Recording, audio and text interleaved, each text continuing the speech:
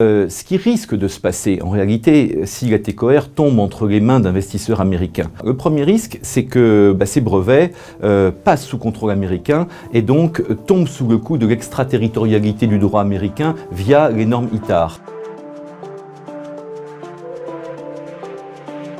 Latécoère n'est pas une entreprise musée. C'est une entreprise qui a des services de recherche extrêmement développés et c'est une entreprise qui dépose des dizaines de brevets chaque année en réalité et des brevets importants. Il y a deux risques pour moi. Le premier risque, c'est que ces brevets passent sous contrôle américain et donc tombent sous le coup de l'extraterritorialité du droit américain via les normes ITAR. Ça veut dire concrètement que tous les produits qui incorporeront des technologies Latécoère seront finalement contrôlés par les décideurs américains, par l'État américain. Et puis, il y a un autre risque. C'est le risque finalement que, à terme, les nouveaux propriétaires de Latécoère ne cherchent pas la croissance de l'entreprise, mais cherchent à la dépecer de ses principaux brevets. Ça, c'est le deuxième risque. On a vu dans le passé des acquisitions d'entreprises françaises qui étaient censées redonner du tonus à l'entreprise, lui permettre de se développer à l'international, et qui en réalité ont conduit à véritablement un dépeçage à la fois technique, industriel de ces entreprises. Latécoère aujourd'hui a deux activités principales. Il y a une activité, je dirais, purement industrielle sur la structure des avions. Latécoère ne produit pas d'avions, mais Latécoère fournit des pièces importantes, à la fois pour les avions de guerre, les avions civils. Latécoère participe aussi à la création des satellites.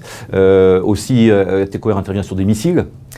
Et la deuxième activité, c'est purement une activité, je dirais, sur les systèmes d'interconnexion, les systèmes de communication, où là, Latécoère est véritablement une des entreprises leaders sur ce marché.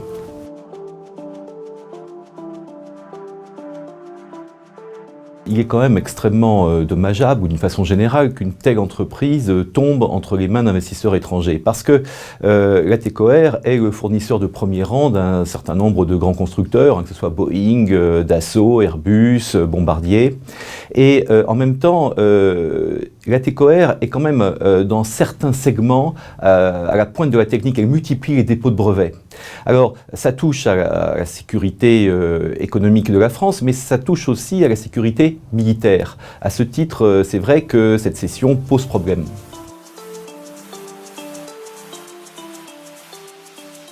On a parlé beaucoup de la fameuse technologie qu'actuellement Latécoère est en train de développer, la technologie LiFi.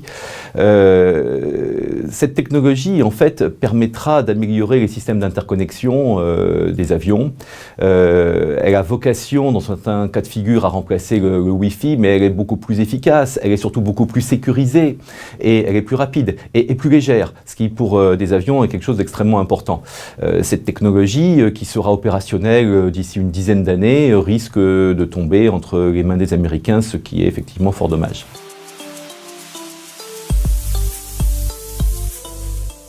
Et c'est un problème beaucoup plus général qui ne touche pas simplement Latécoère. C'est vrai que depuis quelques années, on ne peut que constater et déplorer la multiplication des cessions d'entreprises ou de pertes en capital de certaines entreprises, le capital étant en partie racheté par des investisseurs étrangers.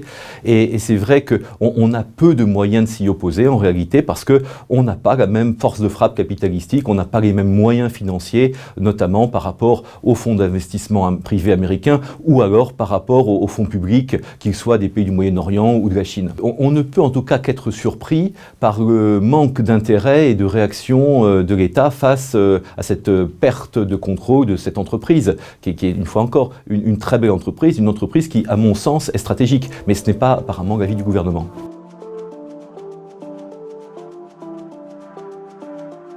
Alors c'est difficile, parce qu'il y a plusieurs étapes qui ont déjà été franchies. Il est vrai que globalement, il y a maintenant des systèmes de garde-fous juridiques qui permettent de bloquer une cession d'entreprise, et notamment dans le cadre des décrets Montebourg, de la loi Pacte. Il se trouve que le gouvernement n'a pas réagi, Bercy a validé, l'autorité des marchés financiers vient de valider, donc à moins d'une décision de dernière minute du gouvernement, qui pourrait encore peut-être bloquer l'opération, cette opération aura lieu. Elle aura lieu prochainement.